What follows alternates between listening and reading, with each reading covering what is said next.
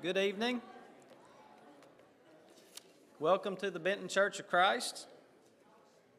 Glad to have everyone here tonight. Read over some of the sick that we have, and then a few announcements. Gerald Birdsong, he passed away this morning. Will be at Collier's, but I wasn't told the time. I don't know. Does anybody? Okay. Steve Bennett is having problems with the port that he has been receiving antibiotics through. Bill Hicks has been quite sick the past few days and was. There will be an office administration meeting tonight after services in room number 1. On December 7th, the K through 5th grade group will be caroling at Lakeway and the Steely House, followed by lunch at Mr. Gaddy's. Lonnie Woodruff's Brothers Keepers group, Q through S, will meet December 7th following evening services. Bring finger foods and desserts. Drinks will be provided.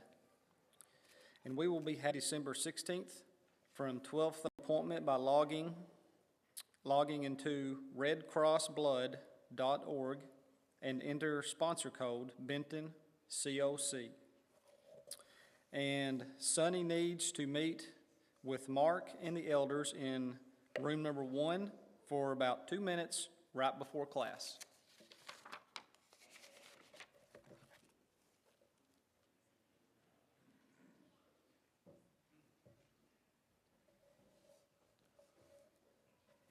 Our most gracious,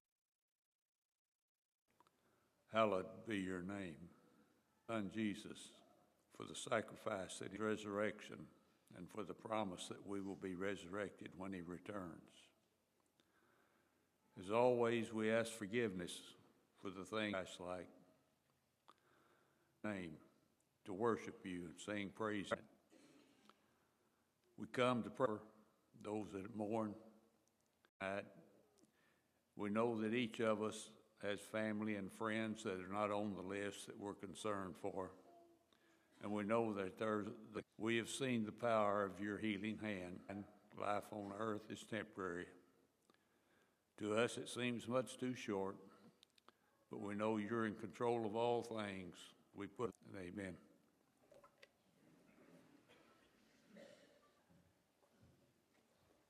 Number 450 in our book, Give Me the Bible. Give me the Bible, for land is leading to us. No sword can save the lost. Guiding thy life shall precept and promise on the mighty eternal day. My soul with fear spoken, holy Bible, holiness in the narrow way. Precept and promise.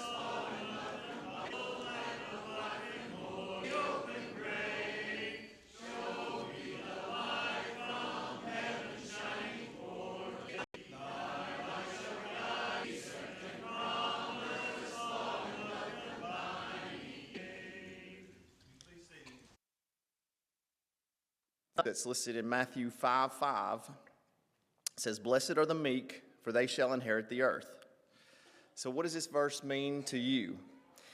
Obviously, it says that we should be meek, and many people think that in order for us to be meek, that means that we have no backbone, or we'll let people run all over us and we don't stand up for anything.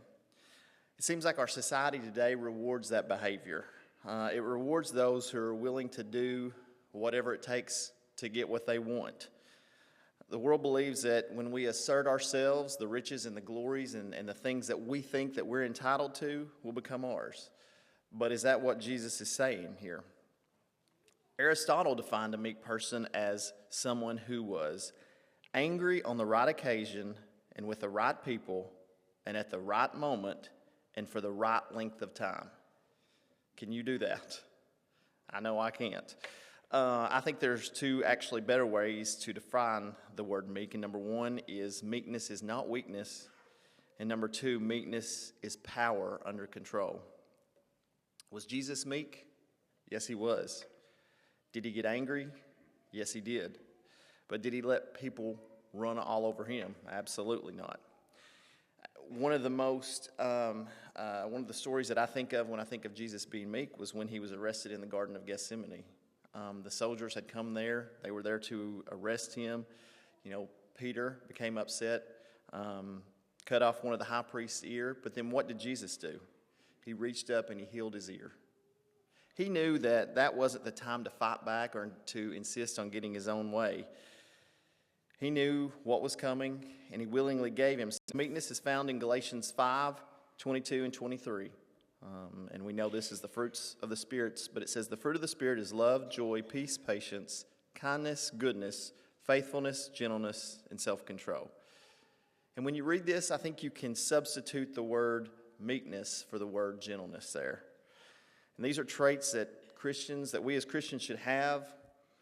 And I think it's interesting to find that most of the time our nature is revealed not so much by the talents that we have or the gifts that we have, but it is revealed by the fruit that we bear.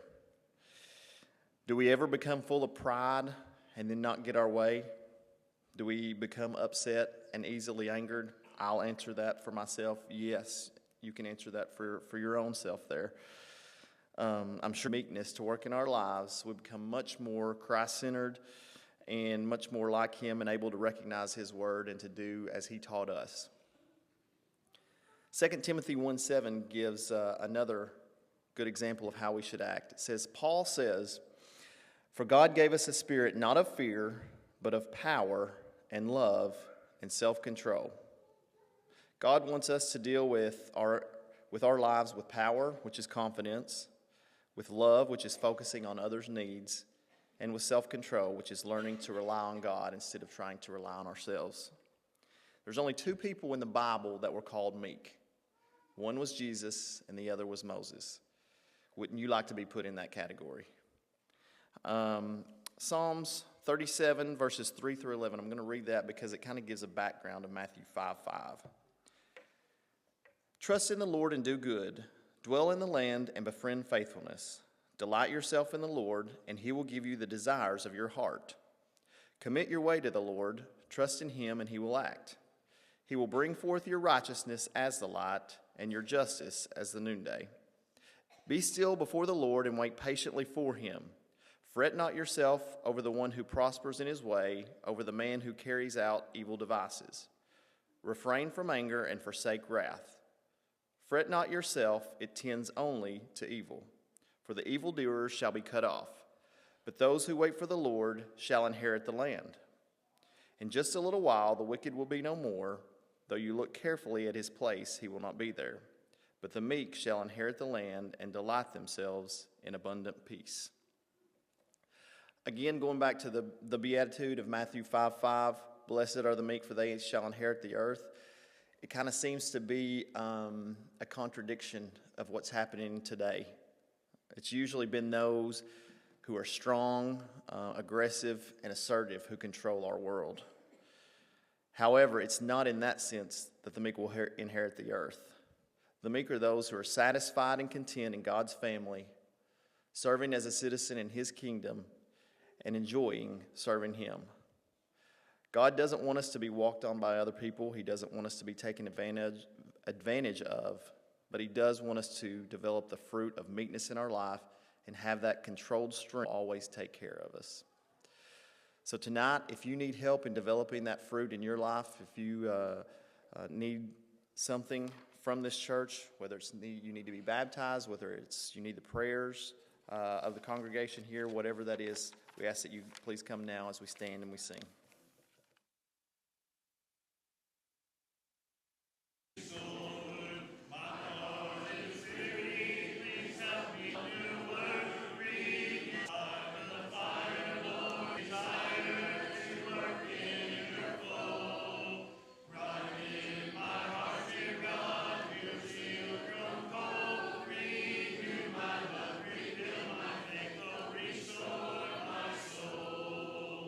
Renew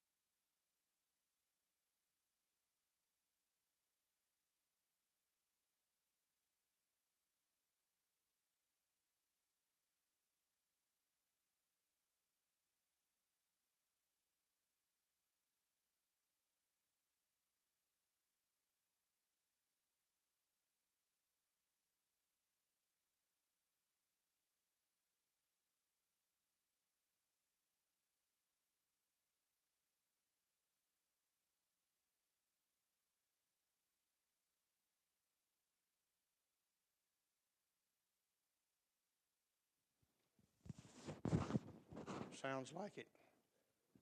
All right.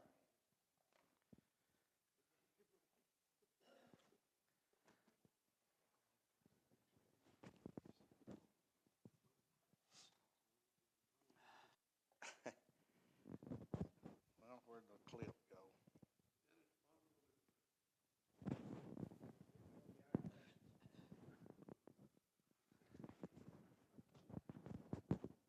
Always friendly help.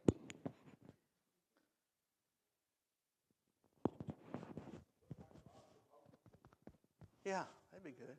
You hold it for me.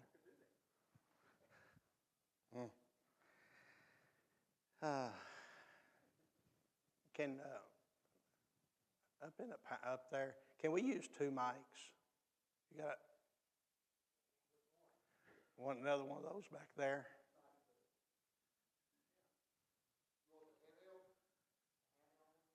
It doesn't matter. That'd be fine, or one of these.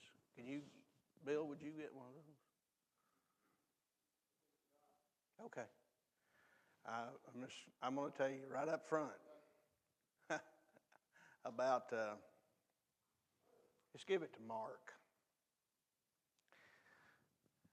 About noon, I could not say anything. Okay, I could not utter a word. I've sat quietly all afternoon. Maybe my voice will warm up. I don't know, or maybe it won't. I started to call Mark and get him to teach tonight, and I should have, I guess. But had all this stuff ready and thought I'd see where we'd go with it. So I'm going to ask Mark, if he will, to read the slides. And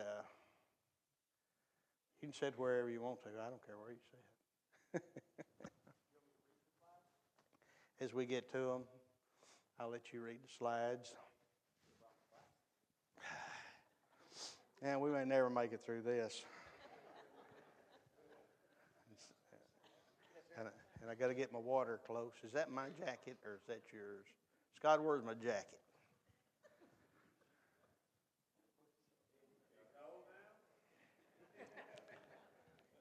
Yeah.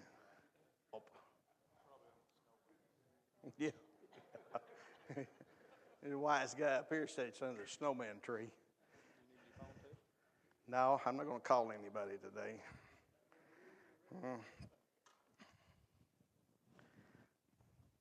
Got to get all this together. I don't know. I'm trying.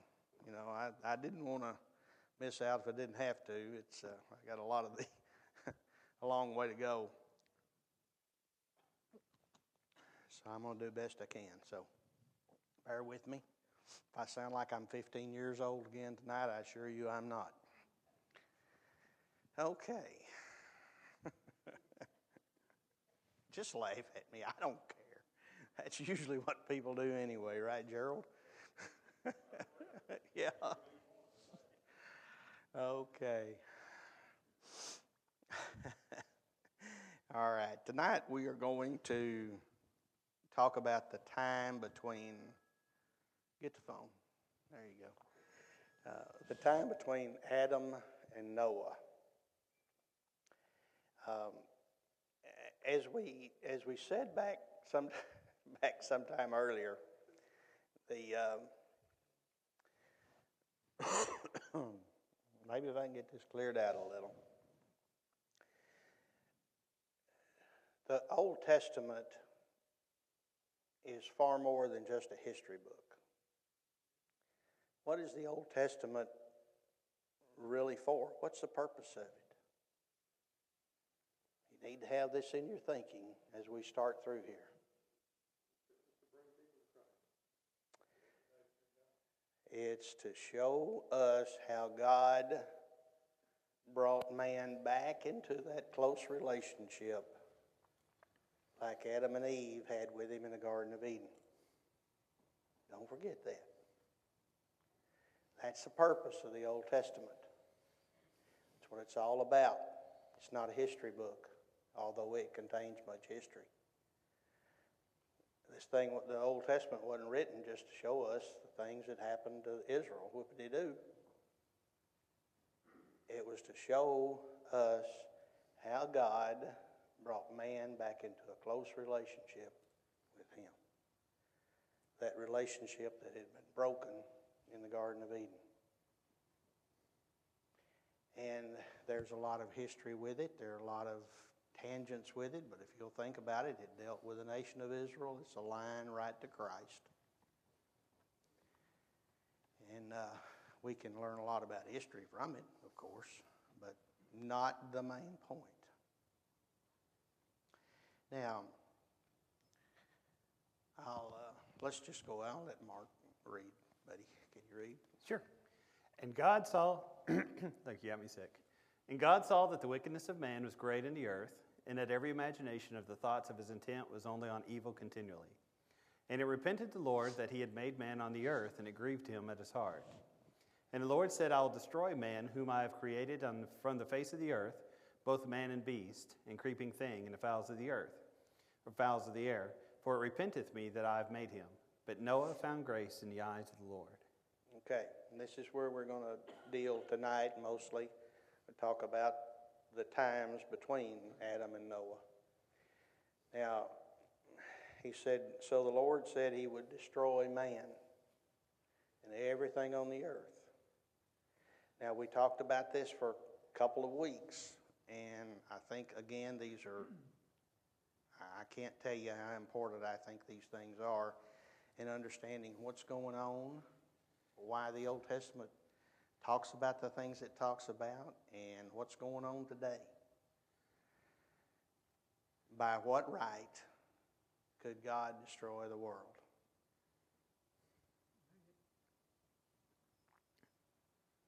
By what right could God destroy the world? What's sin? Sin is lawlessness. Okay? Between the time of Adam and Noah, the world became very wicked. Now, he just destroyed it all. Started again, I guess. He just destroyed it all, Jerry, I guess. But and there's reasons for the total destruction, which actually we'll talk about a little bit tonight when we get there. So, was there a written law that those people had to keep? No written law, right? So how'd they know they were breaking the law? Knowledge of good and evil. Please remember that. I think it's so important in understanding what's going on in the world today. In the Garden of Eden, when Adam and Eve ate of that fruit of the tree of knowledge of good and evil, what happened to them?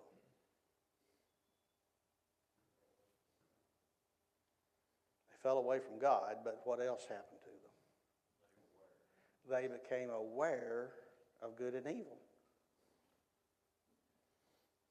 They could now distinguish between good and evil. Dan? I've heard some people that know the Bible well say that instead of killing Adam and Eve instantly, that he let an animal be killed, and that's why they were clothed in skin. In the first part of Genesis, it says that the herb and the plants of the field were to be food. And so it wasn't until there was sin that one animal began to eat another, and that man had to start killing animals. Now that's just a thought. Okay. But if you imagine that there was no bloodshed before sin came in the world, then you know God's heart was broken. What he had planned for the world was not working. Yeah. I mean, sin had ruined it. Okay. I'd never heard that. I always thought, It's just a thought. It was very traumatic. Sin, though, was very traumatic to nature. right. To the world. I'd always pretty well held the idea, the thinking that man did not eat animals until after the flood. Talks about that Noah, God told Noah that he would give them the flesh to eat as he had the green herbs in prior times. So I don't know whether that's right or not. Abel brought a blood offering Well, I'm not sure. at the contest there. But, I mean, that was just a thought, Yeah, that it was very, God was a broken heart. sure. But the point that I want to drive home and the point that I want to make to you is, how did these people commit sin? How did they sin? Violating their conscience. And who had placed that conscience in them? God. When did he do it? When they ate of the fruit of the tree of knowledge of good and evil. He placed in man the ability to distinguish good and evil, right and wrong. Now, there's a lot of things we could talk about with that. When you get into the book of Romans, it talks about they did by nature the things which were contained in the law, talking about the Gentiles. Well, they did by nature those things simply because the nature of the law of Moses, the Ten Commandments, you had thou shalt not murder, steal, commit adultery, covet, one more of those. But anyway, that was the nature of the law. And their conscience guided them. Because God had implanted in them in the Garden of Eden the knowledge of good and evil. So, I'm not sure, Genesis 6:5 says that the wickedness was great and every intent of the thoughts of their heart was only evil continually. So that's why the world was evil at that time. That's why God could destroy them and could destroy them with every right to do so. About the second sin was Cain killing Abel. Well, they knew the difference in right and wrong. He knew murder was wrong. Yeah, if you don't mind, Bob, that'd be good. Thank you. Okay. All right, so we're going to start, and we're going to look at some of the things. And again, I want to mention to you that as we go through here, I'm not going to go detail by detail through the Old Testament. What I'm going to do is just take you down through the major points in the Old Testament. And we are going to look at how those things then relate to us today. Does that have anything to do with us today?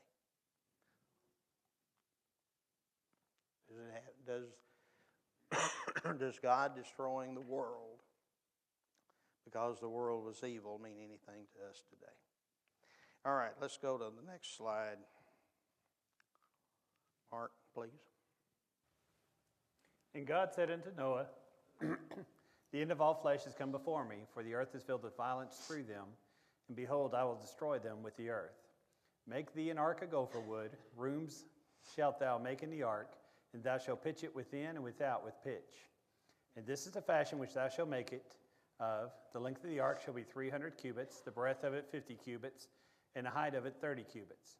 A window shalt thou make to the ark, and in it a cubit thou shalt finish it above. And the door of the ark shalt thou set in the side thereof, with lower, second, and third stories shalt thou make it. Okay, then what happened to man between Noah and the ark, or Adam and Noah? They became totally sinful, with the exception of what family? Noah's family. Okay, so man became totally sinful. Okay, Mark, if you don't mind, read that. Man became, a really cool arrow, totally sinful. Is that right? Didn't read the bottom? Yeah. After the fall from Eden, after the fall from Eden, man was in a state of sin, having left their close relationship with God. Since God hates sin and will not tolerate those who continue in it, the world faced destruction. Okay, now that helps us to understand why God did it. The world faced destruction simply because the world became totally sinful. Okay? All right, and then Mark, if you will, just the reading there. God, however, designed a way for those who would follow him to avoid the impending destruction. He instructed Noah to build an ark. The only way anyone could avoid destruction was to turn from their sins and follow the teachings of God. Anyone who turned back to God could have boarded the ark and been saved from the flood, but no one except Noah and his family chose to follow God. Okay, so God designed a way for Noah and his family, and that way was what? Was the ark, wasn't it? So God instructed Noah to build the ark in preparation for the great flood that was going to destroy the world. So he made a way to save those people who were faithful to him. Okay. Maybe this one just kind of puts in perspective what we've been doing. So man became wicked and Noah built the ark. All right. What did God, and this will be a little bit later too, we'll talk about it just a little bit, but what did God tell Noah about the destruction of the world? Would it ever take place again? Not by water. Not by water, okay. He told him that it would never be destroyed by water, and we'll talk about that in just a minute. But the world will be destroyed one final time. This destruction will be an eternal destruction by fire instead of water. Why will the earth be destroyed? Okay. Why will the earth be destroyed the second time? For sin, 2 Peter 3. Okay. The world will be dissolved, destruction, by fire, but not by water. But the point I want to make to you here is, why? God just going to bring everything to an end because his time is up?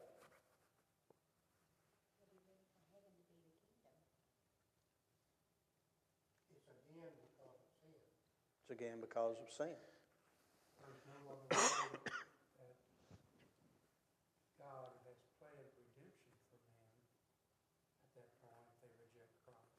Okay. What else is God going to do to people beyond Christ? All right. Not destroy them.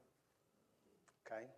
All right. Developing here between the time of Adam and Noah. God destroyed the world. And it will be destroyed one final time. And it'll be because of sin.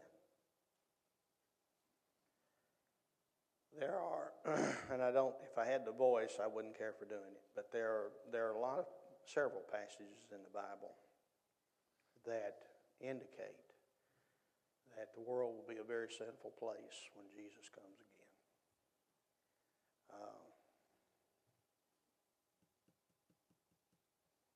Peter also writes that it's only by God's patience that he's holding off on that destruction, so that people may be saved.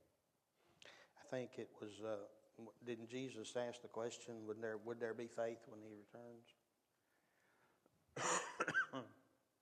So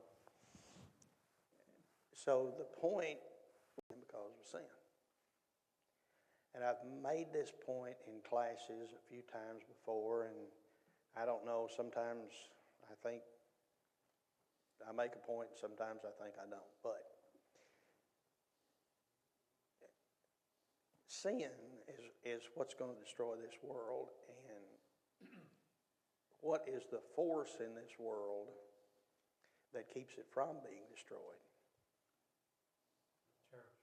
The church. You can talk your politics all you want to, and I love to do that too. And the this world it will be destroyed. I think it's something that we need to understand. If you will look, thank you, babe. Thank you. If you will look at what's going on in this world today religiously,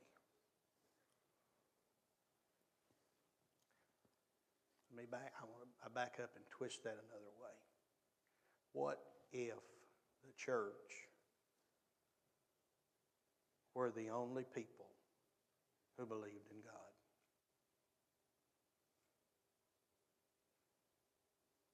What would be the situation?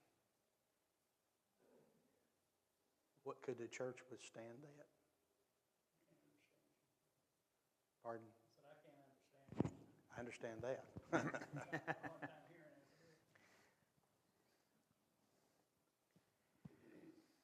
His question is, what would the world be like if the only people who believed in God were New Testament Christians? Only the church. Could the church withstand it? Right. Well, I'm getting to that. The point is,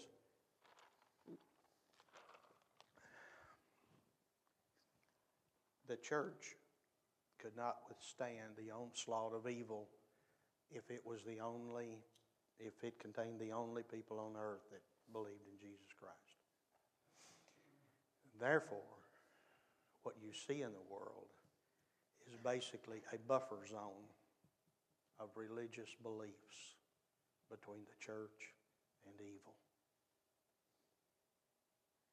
You understand what I'm saying? Why God does it, to know that those people are Christians. But if it weren't for that buffer zone, this church couldn't exist. Just keep that in mind. Just a thought. Okay, now then, we'll read that, Mark. God prepared a way to save those from the flood who obeyed him. He will also save those who are faithful from the fire. Just as Noah needed an ark to escape the destruction by water, the faithful of God today need a way to avoid the destruction by fire. Jesus has prepared an ark for us. He built it on the day of Pentecost. It is a spiritual ark that will save man from the fiery destruction of hell at the end of time. It is the church. What's our ark?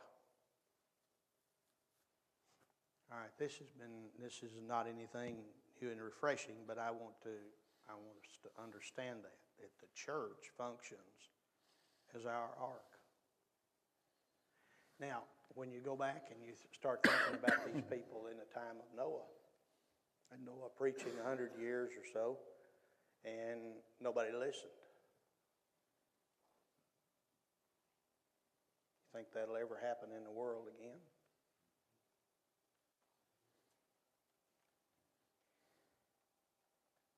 You know, and you think, well, those crazy people didn't jump on the ark. Well, those crazy people today are not doing what? They're not taking advantage of what the church offers them, or what we do, and how much we try to explain and teach and preach and tell them the advantages of being a member of the Lord's church. They're not interested. What did the Lord say about it? He said they were married and given in marriage, just partying, having a good time. And then the Lord destroyed the world. Okay. All right, let's just re-emphasize this by looking at the graphic. What took place in the world between Noah and Jesus? Man became wicked and lost in sin. All right. And between the time of Noah and the time of Christ, what happened to the world again? Jesus came to save those who were what? Lost in sin, right? And what way did he provide for that?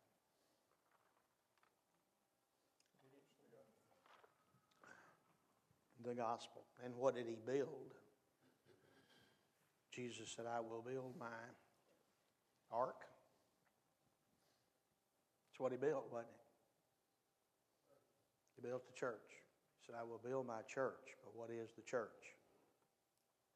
The church is our ark of salvation. So once again, we can begin to start looking at some parallels.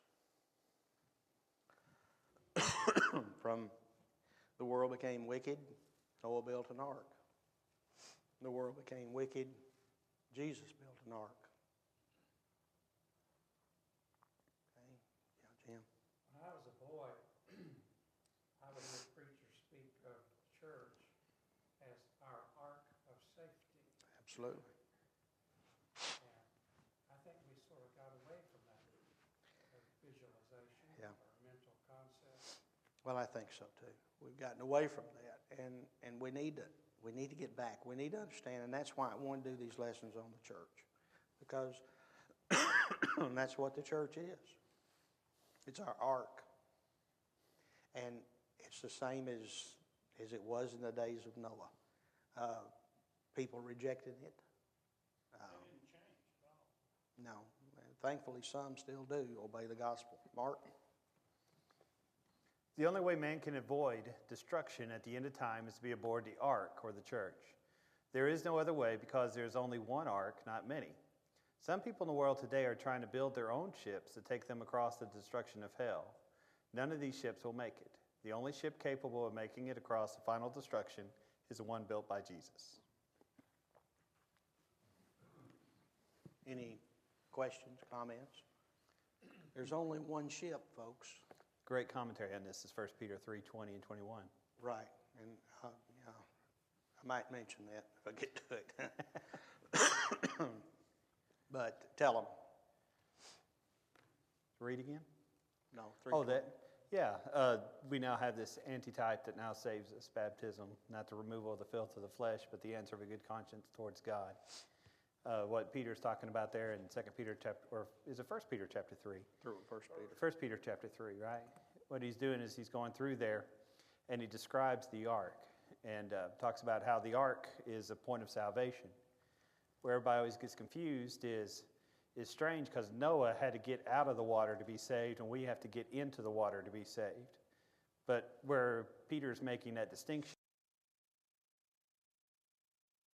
I'll talk about that. I'll forget to it.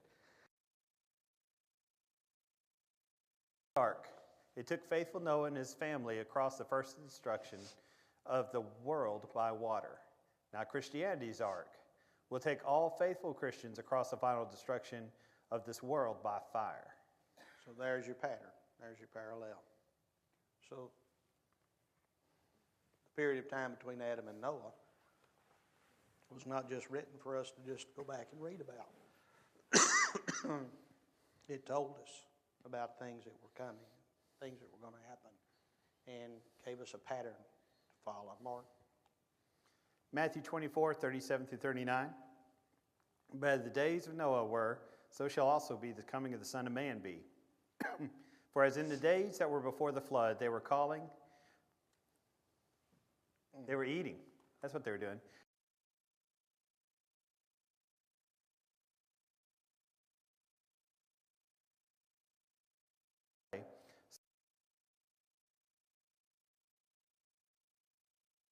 And that's going to be, do we?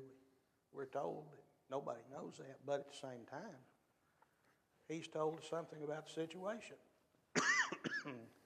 He's told us what it'll be like in this world when he comes again. All right, Mark. The construction of the ark, Genesis chapter 6 and verse 13, verse 14. Make thee an ark of gopher wood, room shalt thou make in the ark, thou shalt pitch it within and without with pitch. Okay, let's read these two verses. Okay, construction of the ark, Genesis 6:15. And this is the fashion which thou shalt make it of. The length of the ark shall be 300 cubits. The next verse. A window shalt thou make to the ark, and in a cubit shalt thou finish it above. And the door of the ark shalt thou set in the side thereof, with tower, second and third stories shalt thou make it. Point is, there were definite measurements to build that ark. Did God ever build anything without specific measurements? He built the tabernacle, he built the ark, he built the church. You can look there, kind of what the ark would look like, the size of it. Let's read this passage in Revelation. Okay. The gates thereof and the wall thereof. And the Picture of the church. We did not get into why was God so emphatic about building the ark according to measurements? One, it would take them across the flood, but the second was what? It represented what? Represented the church. God wanted that ark built like he told them to build it. Okay, Mark. Here's comparisons of the ark and the church. Genesis 6, as God had commanded him, and the Lord shut him in. God also closes the door of the church. 2 Peter 3:10, but the day of the Lord will come as a thief in the night, in which the heavens shall pass away with a great noise, and the elements shall melt with a fervent heat, and the earth also and the works that are therein shall be burned up. Okay, God closed the door of the ark. He'll close the door of the church, right? All right. Genesis 7:1, then the Lord said to Noah, come into the ark, you and all your household, because I've seen that you are righteous before me in this generation. So where was God during the flood? Where is God today? And where will God be when the earth is destroyed by fire? Said, come in. Where was he? He was in the ark, wasn't he? Where is he today? In the church. Okay. This next slide, I'm going to skip a couple of slides here. And let's go to this one. And that's one Mark quoted a while ago. Like figure into where baptism doth now save us. Says that the ark was preparing, 8 souls were saved. Said Noah was saved by water, and people today are saved by water. How was Noah saved by water? I'm sorry. He was kept safe by being in the ark, being away from the water, and the water showed his justification. Right. He was saved from destruction by the water. He was saved from destruction by the ark, which floated on top of that water. So just as Noah was saved by water, we're saved by water. All right. And we talked about this a little earlier too. Let me go. I want to get to this. The comparisons. Noah built a physical ark. Jesus built what kind? Spiritual. Spiritual ark. Noah's ark, specific measurements. Christ's ark. Specific. Only those faithful to God were in the ark. Only those faithful to God are in the church. God told Noah and his family to come into the ark. God adds to the church those who are faithful to the church. God closed the door of the ark. He'll close the door of the church. He cared for Noah while he was in the ark. He will care for us in the church. I'm sorry, folks. I'm doing the best I can. I've just got 2 minutes, maybe I may. Physical ark took Noah safely across the flood. Spiritual ark will take Christians across the fire. Only the ark and those inside survived the flood. Only the church and those inside will survive the fire. So what you have then is comparison of the ark and the church. And that's the point of the stories from Adam to Noah. And here's your pattern.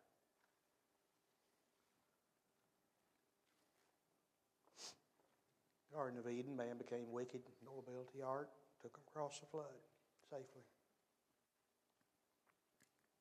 That was a pattern for us today. Jesus built a spiritual ark. Man become wicked again. That spiritual ark take us across the fire. safety on the other side. That's the point of the writings from Adam to Noah. Not just a history. Well, it's interesting to think about, obviously, as you taught in previous times, we are the church. Church is the people. Well, the people's going to be taken to heaven. Therefore, church can't be burned. Right. Church cannot be destroyed by fire. Never be destroyed by fire. That's the point. Safety, according to specifications, only way to escape eternal destruction. That's what you're saying. So your pattern looks like that. Just kind of stick that in your thoughts. And Jim?